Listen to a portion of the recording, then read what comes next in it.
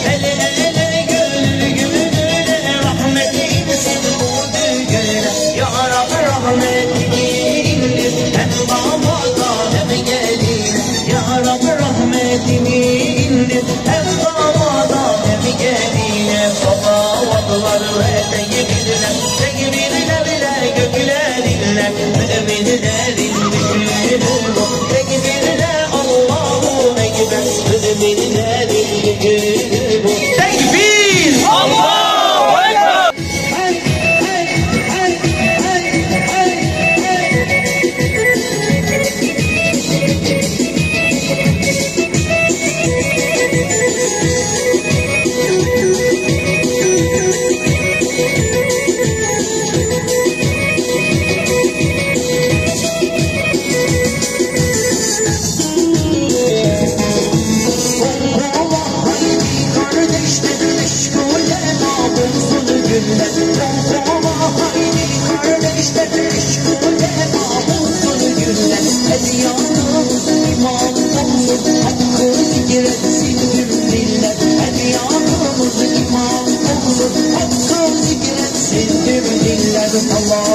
Allah